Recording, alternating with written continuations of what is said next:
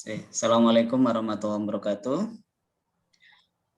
Saudara sekalian, mari kita awali pertemuan kita atau meeting today dengan berdoa terlebih dahulu. Berdoa dipersilahkan.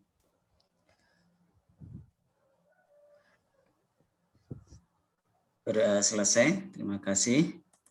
Ya, saudara sekalian, hari ini kita akan mempelajari tentang sistem biaya standar. Terlebih dahulu kita akan belajar konsep dari full costing untuk sistem biaya standar. Beberapa pekan yang lalu, saudara coba untuk memahami terkait dengan joint costing. Tapi saat ini kita akan bergeser ke sistem biaya standar, di mana nih materinya cukup banyak. Yang pertama, nanti kita akan mencoba menguraikan apa yang dimaksud dengan analisis variance atau variance analysis, analisis selisih dari biaya standar dibandingkan dengan actual cost atau biaya sesungguhnya.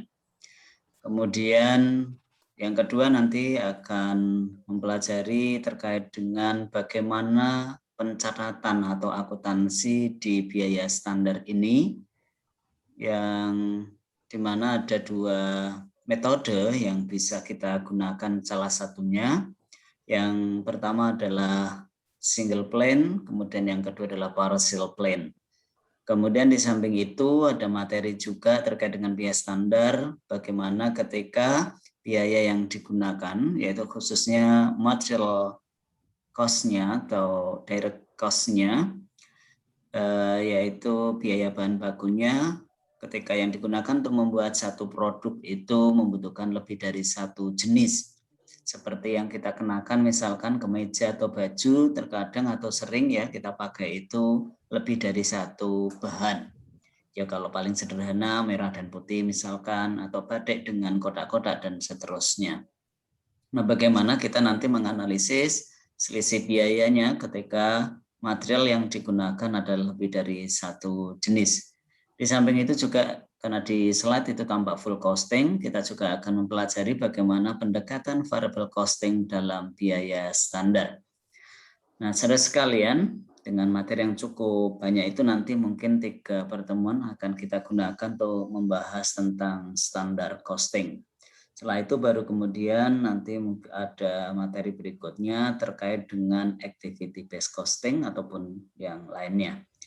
Ya, saudara sekalian, saya akan menggunakan Zoom meeting paling tidak adalah 1 jam untuk menjelaskan bagaimana menganalisis selisih yang terjadi antara biaya standar dengan biaya sesungguhnya. Nah, masalahnya apa sih itu biaya standar ya? Biaya standar itu adalah biaya yang ditentukan di muka ya. Di muka itu artinya di awal sebelum proses produksi terjadi. Kemudian merupakan jumlah yang seharusnya dikeluarkan untuk membuat satu satuan produk atau untuk membiayai kegiatan tertentu di bawah asumsi kondisi ekonomi, efisiensi, dan faktor-faktor lain tertentu. Jadi standard cost adalah predetermined cost, yaitu biaya yang ditentukan di muka sebelum proses produksi itu dimulai. Tentu akan menjadi biaya yang seharusnya dikeluarkan. Seharusnya itu berarti ya yang boleh dikeluarkan, bukan boleh saja ya, seharusnya itu ya kalau bisa jangan lebih dari yang ditentukan nanti biaya yang dikeluarkan ketika membuat satu satuan produk atau membiayai kegiatan tertentu. Jadi usaha yang kita jalankan selain manufaktur mungkin juga ada kegiatan lainnya, misalkan untuk menyelesaikan satu gedung, satu kendaraan itu harus mengeluarkan berapa biaya. Itu kalau sudah ditentukan di muka di awal itu nanti bisa kita sebut adalah standar cost. Tentu penentuan biaya yang di awal itu adalah berdasarkan banyak faktor.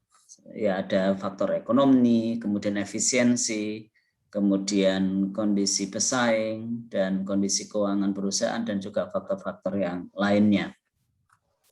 Penentuan biaya standar ini sangat penting ya, karena akan memiliki banyak manfaat. Di antaranya adalah sistem biaya standar dirancang untuk mengendalikan biaya. Nah, sederhananya kalau saudara itu luring ya kuliahnya misalkan dan saudara harus kos di daerah kampus yaitu di Cikarang dan sekitarnya, di mana di sana ada biaya yang harus dikeluarkan setiap bulannya itu secara rutin. Misalkan adalah biaya kos untuk bulanan, kemudian makan, minum, kemudian tugas kampus, termasuk juga mungkin para aktivis adalah untuk kegiatan-kegiatan kelembagaan mahasiswa, atau juga mungkin juga dianggarkan untuk kegiatan yang bersifat hiburan, bakat minat, dan lainnya. Nah, orang tua saudara bisa jadi menentukan semacam standar ya. Seharusnya saudara itu dalam 1 bulan itu hanya boleh mengeluarkan uang itu berapa tadi untuk bayar kos, kemudian makan, minum, tugas, termasuk hiburan. Nah, ini tujuannya atau manfaatnya tentunya adalah agar saudara itu dalam tanda kutip terkendalikan oleh orang tua. Kalau bahasa kita itu jangan sampai kita itu boros ya. Karena berapapun uang yang dikasihkan orang tua kepada kita ya, kebanyakan dari kita itu pasti akan habis. Nah, habisnya itu bisa sangat cepat sekali ya, ataupun kalau saudara bisa mengendalikan berarti bisa agak lebih lama. Nah, di dalam perusahaan itu juga demikian dalam entitas bisnis ya. Pengalaman yang telah dilalui di periode-periode sebelumnya akan menentukan di kegiatan atau aktivitas produksi di bulan berikutnya atau periode berikutnya. Apakah harus ditentukan seberapa unit yang harus dikeluarkan dalam satu satuan produk, termasuk biaya tenaga kerja dan overhead. Tentunya adalah jangan sampai standar itu terlalu tinggi ya. Mungkin Mas Dadi dan Mbak Niha itu juga standar orang tuanya berbeda. Mbak Radintan juga mungkin orang tuanya berbeda karena ya latar belakang kita kan juga berbeda-beda. Ada yang minta kita harus berhemat, ada juga yang jangan sampai kita dalam tanda kutip kelaparan ya ataupun kekurangan dan seterusnya. Lah orang tua kita kan beda-beda dan pribadi kita juga akan sangat mendukung standar dari orang tua kita itu. Nah, dalam perusahaan juga demikian, kalau tidak dikendalikan ya berapapun dana yang ada bisa jadi malah membengkak. Sehingga nanti kita akan mengenal ada namanya favorable dan juga unfavorable atau selisih yang menguntungkan dan selisih merugikan. Jadi manfaat di biaya standar itu adalah dirancang untuk mengendalikan biaya. Jangan sampai melebihi yang seharusnya tadi dikeluarkan. Karena manfaat berikutnya, sistem biaya standar itu akan memberikan pedoman kepada manajemen berapa biaya yang seharusnya untuk melaksanakan kegiatan tertentu itu. Jadi kalau ada satu proses produksi membuat produk apapun itu ya, itu kalau sudah ada standarnya yaitu jadi pedoman. Kalau membuat satu laptop dengan rincian biaya bahan bakunya apa saja itu juga sudah bisa dihitung sejak belum dimulainya proses produksi. Ya pengalaman sebelumnya, kemudian keinginan inovasi produk dari perusahaan kita dan seterusnya. Kemudian manfaat berikutnya adalah sistem biaya standar menyajikan analisis penyimpangan biaya sesungguhnya dan biaya standar. Manfaat yang ketiga ini adalah harus dilakukan untuk menentukan, memberikan informasi yang lebih detail kepada manajemen apakah biaya produksi yang dikeluarkan itu sudah sesuai dengan standar sebelumnya yang ditentukan ataukah malah menyimpang. Menyimpang itu ya berarti tidak sesuai. Ya, sehingga nanti harus disediakan, disajikan analisis yang semakin detail itu akan semakin baik, yaitu perbandingan antara biaya sesungguhnya dengan biaya standar. Ya, jadi ada 2 jenis biaya nanti kan kita kenal paling tidak, di samping nanti ada biaya-biaya yang lainnya, yaitu biaya sesungguhnya atau actual cost dan standard cost. Kita bandingkan nanti akan ketemu namanya variance ya. Analisisnya adalah variance analysis yang nanti harus lebih rinci, akan lebih baik.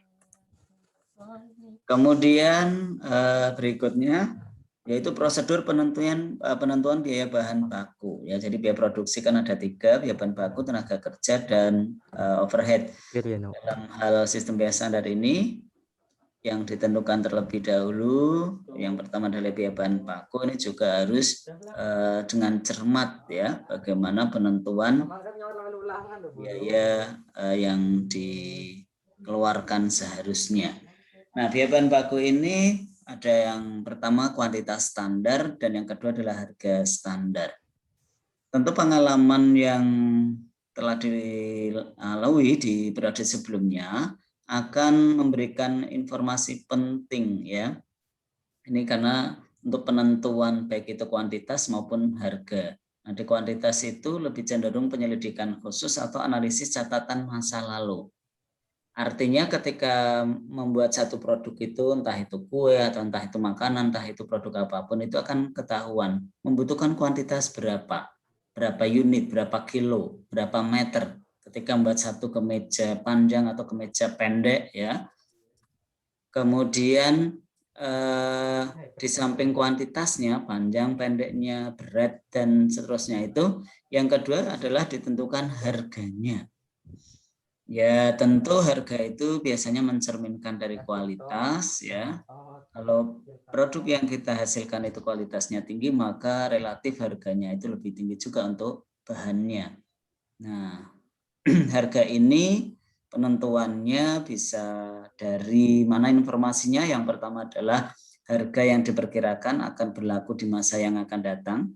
Ini sangat penting ketika kondisi ekonomi itu agak labil ya, sehingga harus dengan cermat penentuan harga standar ini, karena penentuan nanti biaya standar itu akan mempengaruhi harga jual. Nah, semakin tinggi penentuan harga pokok produksinya, maka harga jualnya juga akan semakin tinggi. Maka harus dengan cermat penentuan di awal ini untuk biaya bahan baku standar, tenaga kerja standar, dan juga BOP standar. Kemudian informasi mengenai harga ini tadi bisa dari bentuk perkiraan di masa yang akan datang. Kemudian yang kedua adalah harga yang berlaku pada saat sekarang ini. Ya, kemudian harga yang diperkirakan merupakan harga normal dalam jangka panjang. Jadi kondisi ekonomi ini akan sangat menentukan untuk harga ini, apakah sedang stabil atau sedang sangat labil. Kalau kondisi saat ini apalagi pandemi, itu bisa jadi harga bahan baku yang kita butuhkan itu sangat fluktuatif, sehingga nanti harus dengan tepat penentuannya tadi mempengaruhi harga pokok nanti akan digunakan untuk penentuan harga jualnya dari produk yang kita buat. Kemudian yang kedua adalah biaya tenaga kerja, juga demikian. Kalau tadi di biaya bahan baku ada 2 item, yaitu kuantitas dan harga. Di biaya tenaga kerja, saudara akan mengenal jam tenaga kerja standar dan tarif upah standar.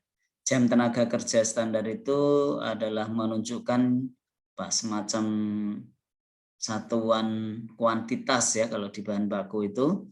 Ketika satu produk itu dibuat membutuhkan berapa jam penyelesaian, apakah cukup 5 menit, 15 menit, dan seterusnya. Sementara di tarif upah adalah berapa yang harus dikeluarkan perusahaan untuk membayar tenaga kerja yang menyelesaikan produk kita.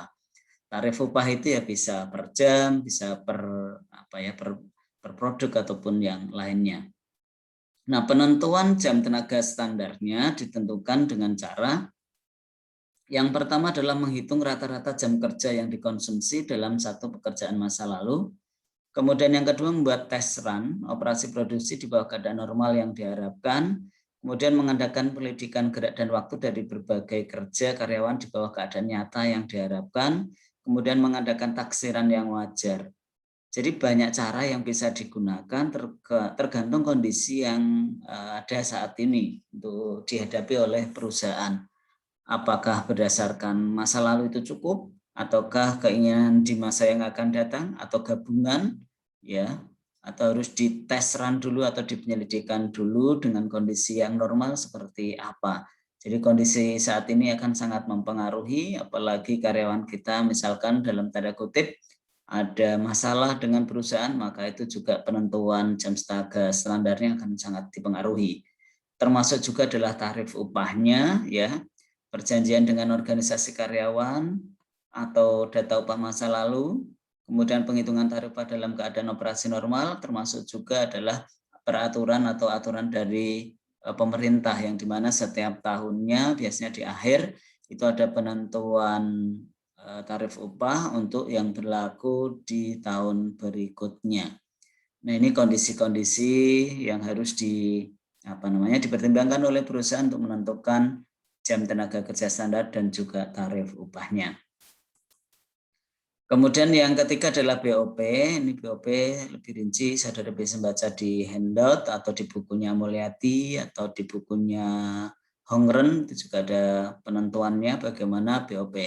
Tapi lebih cenderungnya bahwa BOP itu biasanya adalah berdasarkan tarif tertentu atau berdasarkan biaya tertentu. Tarif itu bisa bentuknya rupiah atau berdasarkan persentase. Jadi BOP itu karena agak sulit mengidentifikasi atau menelusur ke produk yang dibuat, itu biasanya adalah penentuannya adalah berdasarkan tarif tertentu atau persentase tertentu. Bisa dari biaya bahan baku, bisa dari tenaga kerja, tapi rata-rata biasanya adalah ke jam kerja. Misalkan penentuan BOP adalah 75%, 125% dari tenaga kerja, biaya tenaga kerja. Maka nanti BOP berarti ya tinggal mengalihkannya. Atau berdasarkan kalau tarif berarti rupiah ya, itu juga seringnya adalah menggunakan jam tenaga kerja. Misalkan kalau di jam tenaga kerja adalah 1 jam JTKL-nya adalah Rp5, misalkan BOP nanti bisa 3. Nah, penentuan standar ini juga penentuannya bisa standar teoritis, rata-rata biaya waktu yang lalu atau normal atau pelaksanaan terbaik yang dapat dicapai. Jadi di periode sebelumnya akan memberikan informasi yang signifikan untuk penentuan di periode-periode selanjutnya.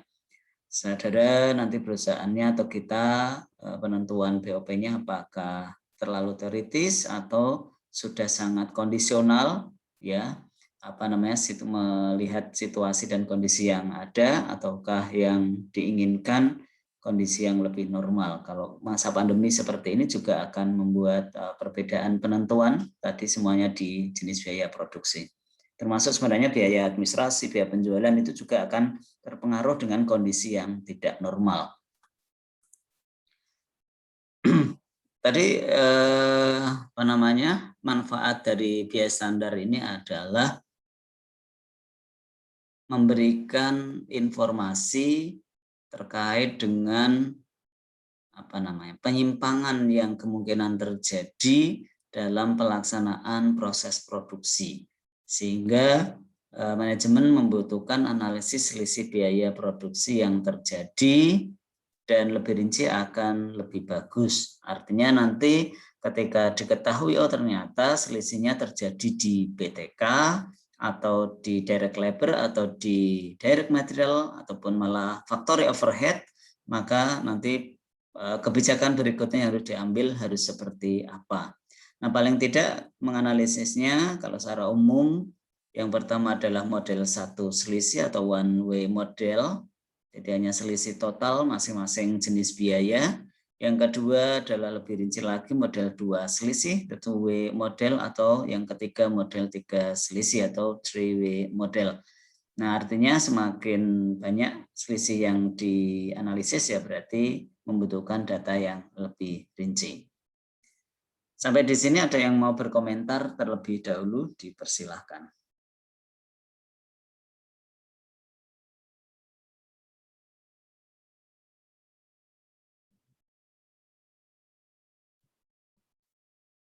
Tidak ada? Oke, kita lanjutkan kalau tidak ada. Yang pertama adalah model 1 selisih atau the one way model. Berarti yang dicari adalah selisih totalnya. Nah, di sini selisih total biaya bahan baku misalkan, maka saudara harus membandingkan dalam kurung pertama ini adalah biaya standar. Sementara di dalam kurung yang kedua ini adalah biaya sesungguhnya. Nah, kalau tidak ada rincian dari masing-masing item, ya berarti Di sini tinggal membutuhkan biaya standarnya berapa, biaya sesungguhnya berapa. Dikurangkan biaya standar dikurangi biaya sesungguhnya. Nanti akan ketemu selisih total. Nah, selisih yang terjadi itu ada dua tadi, dua kemungkinan, apakah favorable atau menguntungkan ataukah unfavorable. Nah, favorable itu ketika yang seharusnya atau yang standar itu lebih tinggi daripada yang sesungguhnya. Artinya perusahaan bisa mengendalikan biaya yang seharusnya dikeluarkan sehingga biaya yang sesungguhnya itu lebih rendah. Itu berarti nanti selisih favorable. Tetapi kalau yang terjadi sebaliknya, harga sesungguhnya, kuantitas sesungguhnya itu lebih tinggi daripada standar, maka disebut unfavorable atau selisih yang merugikan.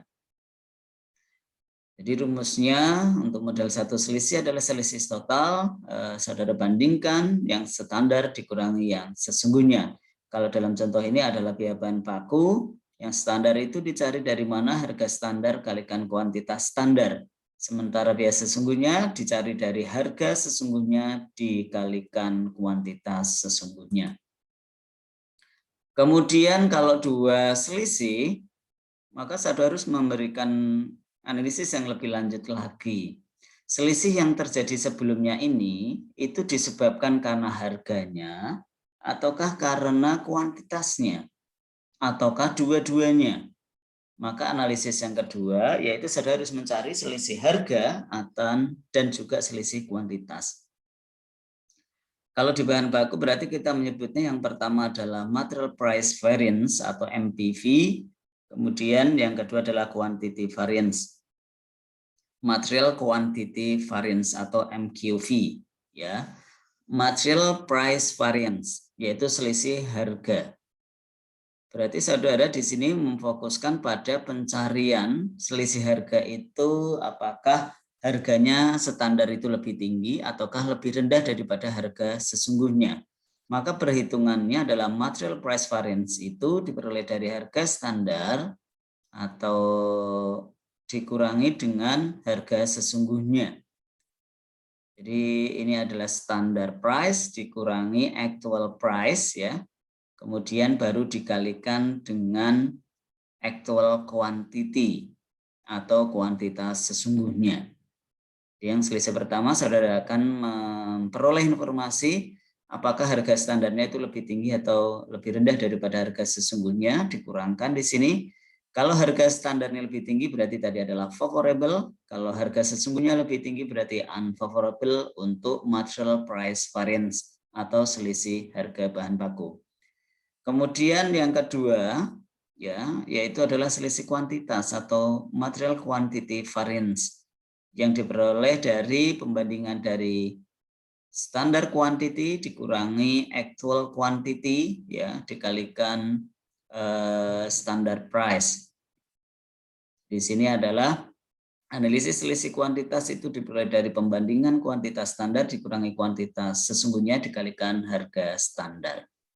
Nah, dua-duanya ini bisa memungkinkan terjadi selisih atau tidak ada terjadi selisih. Ya, selisih itu juga bisa favorable, juga bisa unfavorable tergantung kondisi yang sesungguhnya dan standar. Contoh sederhana seperti ini, kalau di model dua selisih, hati-hati, saudara juga bisa menggunakan diagram atau gambar di bawah ini untuk menentukan mana yang favorable dan mana yang unfavorable. Ketika kondisinya kuantitas standar 100.000 kg, sementara sesungguhnya 90.000 kg, harganya adalah ini. Ini ketika dua-duanya berbeda, yaitu antara biaya standar dengan biaya sesungguhnya. Ini contohnya adalah biaya bahan baku atau direct material, di mana standarnya, kuantitas standarnya itu lebih tinggi, sementara harga standarnya lebih rendah daripada harga sesungguhnya. Nah, bagaimana cara analisisnya? Kita bisa menggunakan gambar ini. Ya, berarti ini diagramnya, ini sumbu Y ya, berarti ya. Kalau atas itu Y apa X? Y itu untuk adalah price. Ya, untuk X-nya adalah untuk quantity ya. tinggal yang mana yang lebih rendah. Kalau ini 90.000, ini 100.000, tinggal ditentukan mana yang standar, mana yang sesungguhnya, tergantung data yang ada. Kemudian ada gambar saja. Kalau yang standar berarti kuantitas 100.000, titiknya ada di sini, kemudian harga standarnya 500.000. Maka di sini adalah biaya standar itu sampai sini. Kemudian yang kedua adalah untuk yang sesungguhnya 90.000, kemudian sesungguhnya ada di sini. Sehingga kalau di gambar ya, saudara pertama kan gambar kotak ini dulu. Nah, putih kan tidak ada warnanya misalkan. Kemudian yang sesungguhnya karena harganya lebih tinggi, berarti ini ke sini, kemudian kuantitas sesungguhnya lebih rendah. Nah, perbedaan ini berarti ada di kanan, di kuantitasnya dan juga di harganya. Maka selisihnya ada dua, yaitu selisih harga dan selisih kuantitas.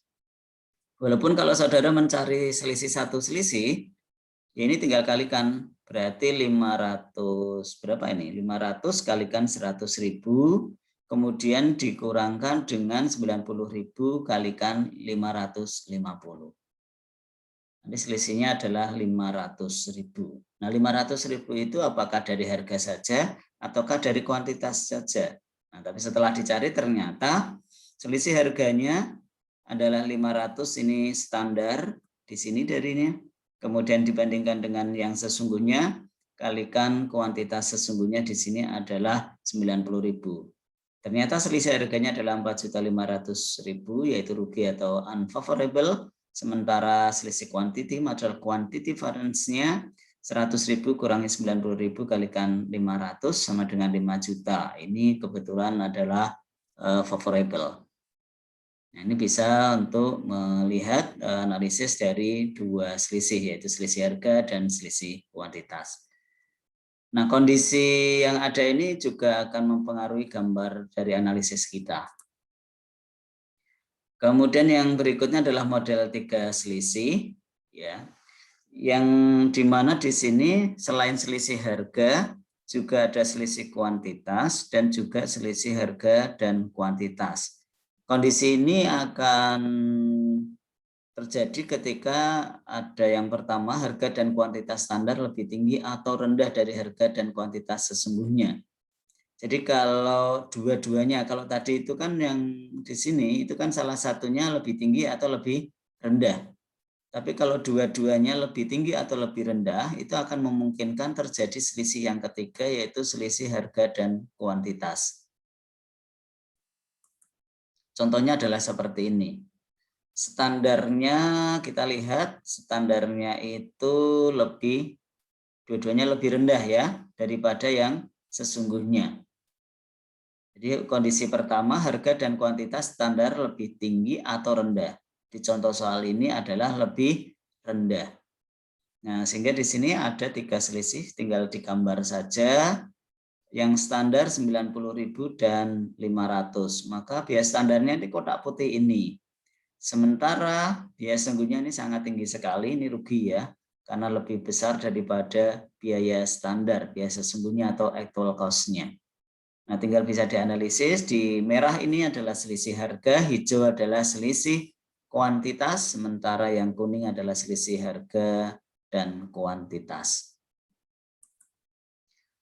Yang kedua, kondisi ketika kita akan mencari 3 selisih itu harga standar lebih rendah dari harga sesungguhnya, namun kuantitas standar lebih tinggi dari kuantitas sesungguhnya.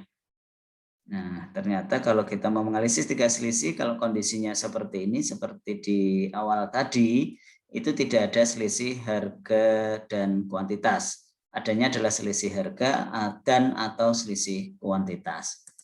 Kalau kondisi yang ketiga juga harga standar lebih tinggi dari harga sesungguhnya, namun kuantitas standar lebih rendah kuantitas sesungguhnya, itu juga tidak ada selisih.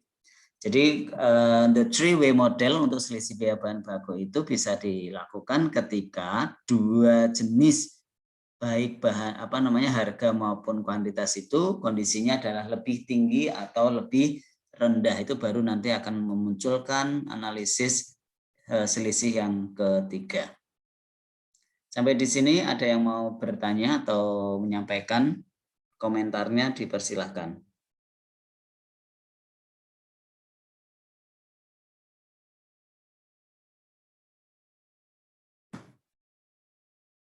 Tidak ada? Ya, kalau tidak ada kita lanjutkan. Yang berikutnya adalah selisih BOP. Kenapa tadi tenaga kerja tidak saya singgung? Kurang lebih perhitungannya untuk biaya tenaga kerja itu hampir sama dengan di bahan baku. Ya, tadi kan di bahan baku ada harga dan kuantitas. Sementara di tenaga kerja adalah jam tenaga kerja dan tarif. Menyebut selisihnya di biaya tenaga kerja itu berarti nanti ada selisih efisiensi dan selisih tarif. Selisih efisiensi itu adalah membandingkan jam kerja jam kerja standarnya dan jam kerja sesungguhnya, ya standar dan sesungguhnya, yaitu membandingkan jam kerjanya. Sementara selisih tarif ya berarti membandingkan tarif upah standarnya dengan tarif upah sesungguhnya, nanti dikalikan jam kerja sesungguhnya. Jadi kurang lebih hampir sama dengan di biaya bahan baku. Tadi kalau kuantitas bahan baku di tenaga kerja diganti dengan jam tenaga kerjanya, sementara harga bahan baku kalau di tenaga kerja nyebutnya adalah tarif upah, ya kurang lebih analisisnya sama. Sementara di BOP ini ada sampai 4 selisih, ya, model 1 selisih, 2 selisih, 3 selisih, dan 4 selisih. Kalau hanya 1 selisih ya berarti saudara hanya membandingkan biaya overhead sesungguhnya dengan yang dibebankan. Yang dibebankan di sini dalam biaya standar berarti adalah biaya standar itu sendiri, ya. Karena kita menggunakan biaya standar di perhitungan kali ini. Kalau di 2 selisih, ya saudara adalah menganalisis yaitu biaya BOP-nya ada yang bisa dikendalikan atau tidak.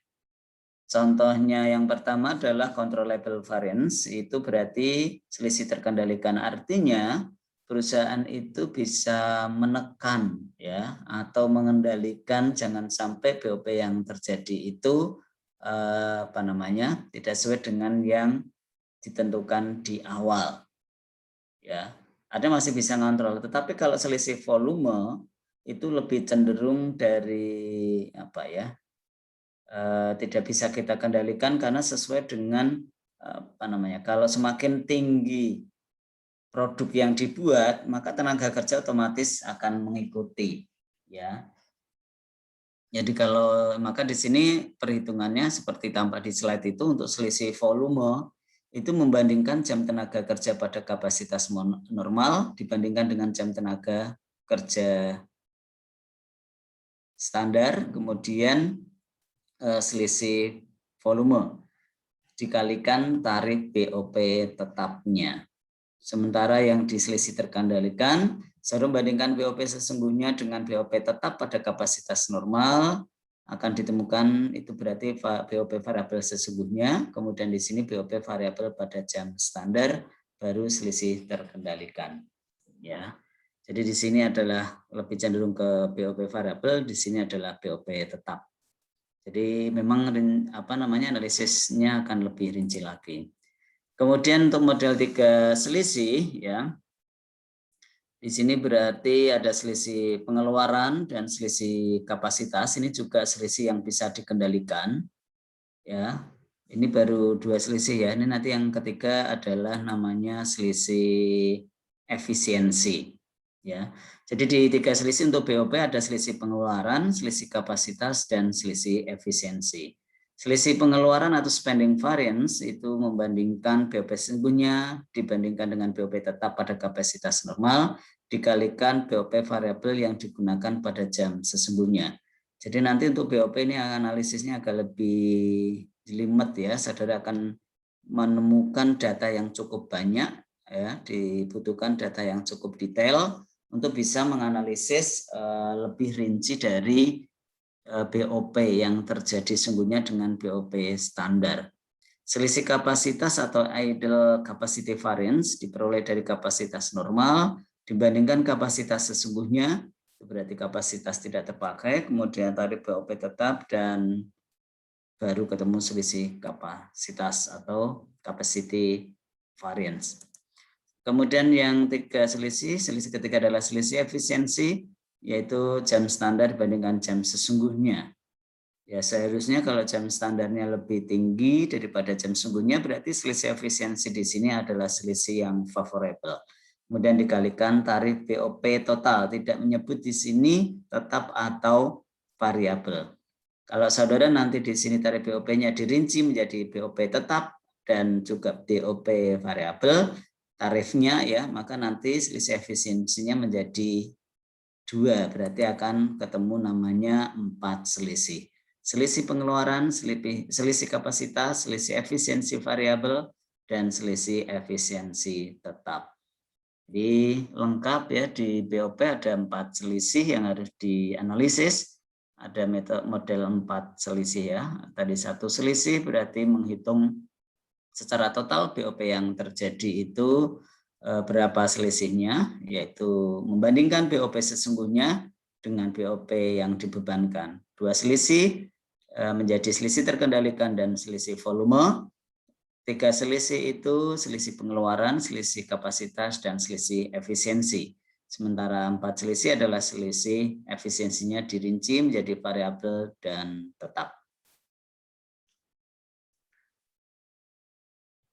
Kemudian untuk latihannya, saudara semoga sudah download untuk handout dari akuntansi biaya ini ya. Di awal dari Bu Ida mungkin sudah memberikan, atau mungkin langsung pingin di bukunya Hongron juga tidak masalah, tetapi saudara yakin di handout dulu ini soal yang lebih sederhana untuk mencari analisis ya dari yang pertama adalah direct material. Ini saya stop dulu untuk PowerPoint-nya. Kemudian saya menuju ke handout ya. Saudara sudah punya file ini ya. Bisa di-download di Elena ataupun di Sikadu seharusnya. Dan bisa mengerjakan yang exercise pertama adalah direct material, kemudian yang exercise kedua adalah terkait dengan direct labor, sementara yang ketiga adalah material dan juga labor, baru kemudian yang keempat baru factory overhead. Mungkin berikutnya saudara coba untuk mengerjakan nomor 1 terlebih dahulu. Ya, silakan kalau ada mau yang bertanya. Kalau tidak ada berarti langsung menuju ke soal latihan. Tidak ada? Oke, silakan mengerjakan kalau demikian. Soal pertama waktunya 15 menit, nanti akan kita lihat hasilnya seperti apa dan kita akan membahasnya ya. Saya tunggu 15 menit.